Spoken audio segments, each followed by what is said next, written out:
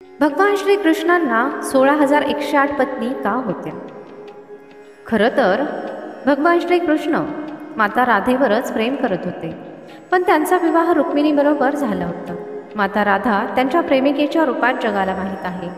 तसेच भगवान श्रीकृष्णांच्या पत्नीविषयी सुद्धा असे बोलले जाते की भगवान श्रीकृष्णांच्या 16,108 पत्नी होत्या. हे खरं आहे का? याविषयी खूप कथा प्रचलित आहेत आणि लोकांमध्ये याबद्दल उत्सुकता सुद्धा आहे. तर जाणून घेऊयात भगवान श्रीकृष्णांच्या 16,108 पत्नी असण्यामागचे रहस्य काय आहे. हे खरं आहे की भगवान श्रीकृष्ण यांच्या 16,108 पत्नी होत्या, पण विचार करण्यासारखी गोष्ट आहे की एवढ्या राण्या कशा? यामागे एक कहाणी आहे ज्यांना बऱ्याचशा लोकांनी स्वतःनुसार रूप दिले आहे.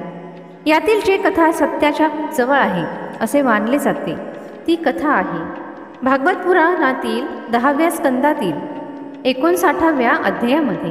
या कथेनुसार भगवान श्रीकृष्ण यांच्या मुख्य फक्त 8 पत्नी होत्या.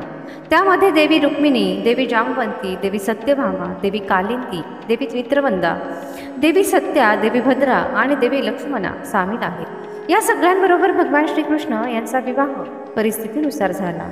या 8ही जणींना भगवान श्रीकृष्णांनी पत्नीच्या रूपामध्ये स्वीकारले. द्वारकाधीशा सगळ्यांबरोबर द्वारका नगरीमध्ये आनंदाने राहत होते. एक दिवस स्वर्गाचे राजा इंद्रदेव यांनी भगवान श्रीकृष्णांजवळ येऊन त्यांना विनंती केली आणि सांगितले की प्राज्ञ ज्योतिषपूरचे दैत्य भौमासूरच्या अत्याचाराने देवतांना त्रास होत आहे. भौमासूरने वरूणचे छत्र, माता अदितीचे कुंडल आणि देवतांचे निवासस्थान मणिपर्वत सुद्धा त्यांच्याकडून हिसकावून घेतले होते. इंद्राने भगवान श्रीकृष्णांना सांगितले की भौमासूरने पृथ्वीवरील कितीतरी राजा आणि सामान्य लोकांच्या अतिसुंदर कन्यांचे हरण करून त्यांना बंदीगृहामध्ये टाकले होते. त्याबरोबरच इंद्रदेवांनी सगळ्यांना वाचवण्याची प्रार्थना सुद्धा केली. भौमासूर प्राण्यांपेक्षा जास्त क्रूर होता. त्याच्या या वागण्यामुळे त्याला नरकासूर म्हटलं जाऊ लागलं. भौमासूरला शाप होता की त्याचा मृत्यू एका स्त्रीच्या हातून होईल. त्यामुळे भगवान श्रीकृष्णांनी त्यांची पत्नी सत्यभामाबरोबर प्राज्ञ ज्योतिषपूरला प्रस्थान केले. तिथे पोहोचल्याबरोबर भगवान श्रीकृष्ण आणि सत्यभामा दोघांनी मूर दैत्य आणि त्यांच्या 6 मुलांचा वध केला.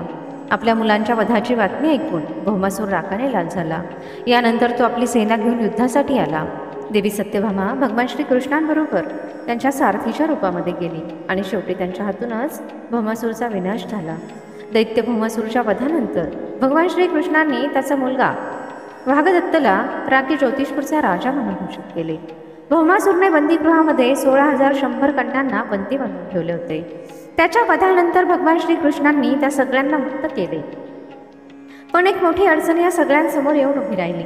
या सगळ्या कन्या भौमासूरने त्रास दिलेल्या होत्या आणि खूप दुःखी सुद्धा होत्या. सगळ्यांना अपमानित, लांछित आणि कलंकित असल्यासारखे वाटत होते. सामाजिक मान्यतेनुसार भौमासूरने बंदी बनवून ठेवलेल्या 16,100 कन्यांना कोणीही आपलं म्हणायला तयार नव्हतं. त्या भगवान श्रीकृष्णांना म्हणाल्या, आमच्याजवळ आत्महत्या करण्याशिवाय दुसरा पर्याय नाही. तेव्हा भगवान श्रीकृष्णांनी त्यांना आपल्या राणी बनवण्याची घोषणा केली आणि सगळ्यांना बरोबर घेऊन द्वारकेला निघाले. तिथे या सगळ्या कन्या आनंदाने त्यांचे आयुष्य व्यतीत करू लागल्या. तिथे त्या सगळ्या जणी स्वतंत्रतापूर्वक आणि सन्मानाने राहू लागल्या. या सगळ्या महाभजन, कीर्तन, ईश्वर भक्ती करत आनंदाने राहत होत्या. भगवान श्रीकृष्णांनी त्या राजकुमारींना आपले बनवून दुसऱ्या पट्टराणीप्रमाणे सुविधा दिल्या आणि त्यांना आपले नाव दिले. एक कहाणी ही सुद्धा प्रचलित आहे की पूर्वजन्मी त्या सगळ्या 16,100 कन्या ऋषीमुनी होत्या. त्या सगळ्यांनी भगवान श्रीकृष्णांना पतीच्या रूपात मिळवण्यासाठी तपश्चर्या केली होती. पुढच्या जन्मी त्या सगळ्या ऋषीमुनींनी कन्यांच्या रूपात जन्म घेतला आणि भगवान श्रीकृष्णांनी त्यांना त्यांची पत्नी बनवून ऋषीमुनींची मनोकामना पूर्ण केली. भगवान श्रीकृष्णांनी कार्तिक महिन्यातील कृष्ण पक्षाच्या चतुर्दशीला नरकासुराचा वध केला होता. या गोष्टीची आठवण म्हणून दिवाळीच्या 1 दिवस आधी नरक चतुर्दशी साजरी केली जाते. मान्यता आहे की नरकासूरचा मृत्यू झाल्यामुळे आत्म्यांना मुक्ती मिळाली होती. नरक चतुर्दशीच्या दिवशी सूर्योदयापूर्वी उठणं लावून लिंबाची पाने टाकून आंघोळ करण्याचे खूप महत्त्व असते.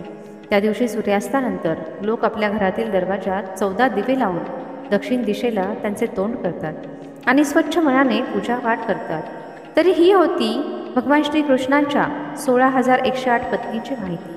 मला आशा आहे की तुम्हाला ही कथा नक्की आवडली असेल. व्हिडिओ आवडला असेल तर व्हिडिओला एक लाईक आणि सबस्क्राईब नक्की करा आणि कमेंटमध्ये जय श्रीकृष्ण नक्की लिहा.